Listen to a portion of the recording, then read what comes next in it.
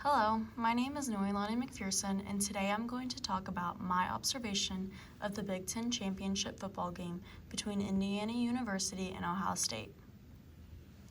This game took place December 6 at 8 p.m. in Lucas Oil Stadium in Indianapolis, drawing a crowd of nearly 70,000 fans. The game was officiated by a 7-member referee crew led by Ron Snodgrass, and both sidelines were filled with coaching staff, around 83 coaches combined. Although athletes are being coached at elite levels, the event is still considered collegiate rather than professional. Both teams entered the game with an undefeated season. Indiana was led by head coach Curt Cignetti, while Ohio State was led by head coach Ryan Day. The atmosphere reflected the intensity of a major championship, bringing together thousands of spectators to watch two competitive teams battle for the Big Ten title. During the very first play of the game, Indiana's quarterback Fernando Mendoza took a huge hit from Ohio State's defensive end, Caden Curry, which immediately set the tone that Ohio State wasn't holding back anything and wanted to intimidate their opponent. However, the message clearly didn't land. Mendoza's brother stepped in on the next play, and by the third, Fernando was already back on the field. Throughout the game, tensions ran high, with plenty of back and forth arguing that had even started before kickoff, considering Indiana hasn't won a title since 1967. Fan interactions happened consistently, usually right after their team made a good play. The fans of the successful team initiated the reaction, cheering and yelling loudly. Most interactions were positive and energized the crowd, though some included taunts towards the opposing team, like a "we did good and you didn't" kind of attitude.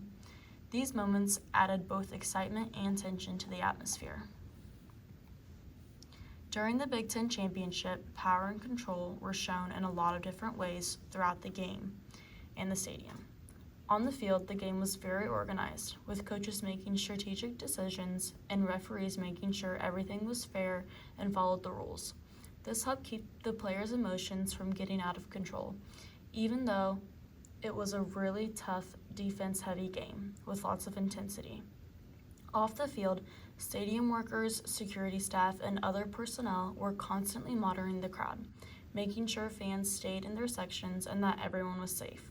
The ticketing system and crowd management rules also played a big role in keeping order, from the entrances to seating areas. All these systems work together to show how much planning and control goes into a big event like this. They made it possible for fans to enjoy the game and get excited, but still kept the environment safe and prevented any situations from getting violent or unsafe. Overall, the way of the game and the stadium were organized showed how important power and control are in sports, not just for the players, but for the fans and everyone involved in the event. College football is built around strong gender expectations, especially emphasizing masculinity, toughness, and physical dominance. During the Big Ten Championship, these expectations were very obvious throughout the game.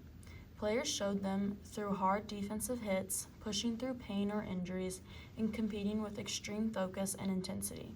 Fans also reinforced these gender norms by cheering loudly, trash-talking the opposing team, and celebrating energetically after big plays. These behaviors are part of a culture that encourages controlled aggression on the field, helping players to channel their intensity in the game while also influencing how fans experience the event emotionally. Even though the game was extremely intense and physical, the aggression did not escalate to any serious fights or violence, which shows how these masculine-coded behaviors can stay within controlled limits. Still, the culture of masculinity was a big part of the experience, shaping how players acted, how fans interacted with each other, and how the overall tone of the event felt.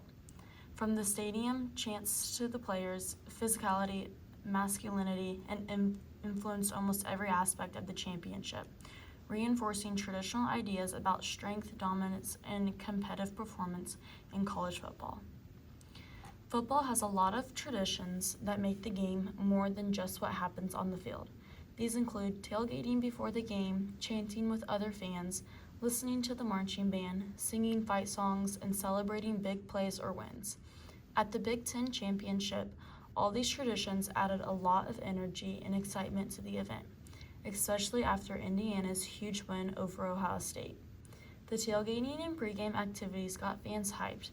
The marching band and chants helped keep the energy going throughout the game, and these fight songs and post-game celebrations gave everyone a chance to share in the excitement. Because the celebrations were organized and the stadium was designed to handle such large crowds. These rituals allowed fans to express their emotions in a safe, fun, and structured way, instead of turning into chaos or dangerous behavior.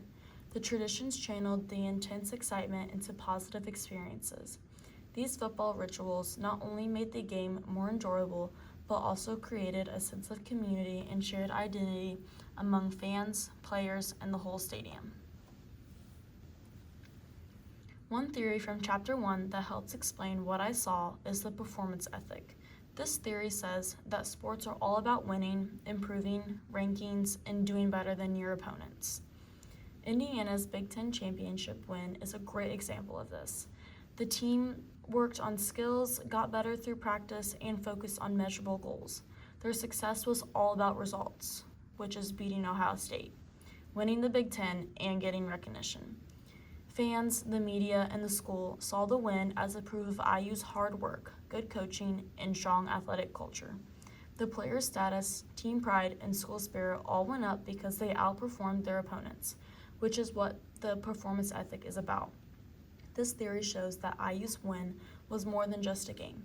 It showed the strength of the program, athlete growth, school culture, and gave fans and the university a sense of pride and value. At the Big Ten Championship, players and fans both learned a lot from the experience. Players learned teamwork, discipline, and how to perform under pressure, while also practicing communication and cooperation. Fans learned about the group identity, loyalty, and how to express emotions together as a community. Sports like this help build social connections. Games are important because they create excitement, bring people together, and give fans pride and a sense of identity. IU's win made fans feel even more connected, showing how sports can act like a community ritual. Football also shows traditional ideas about masculinity like strength, toughness, and aggression. Male fans at the game were often loud and intense, reflecting traditional expectations of masculinity, while women also attended the event but sometimes had to navigate a male-centered environment. Both men and women actively participated, cheering, celebrating, and showing school spirit while players focused on warm-ups, team rituals, and post-game celebrations. Athletes gained lessons in perseverance, leadership, and the importance of preparation, while youth and fans in attendance learned about school pride, community identity, and expressing emotion through sports.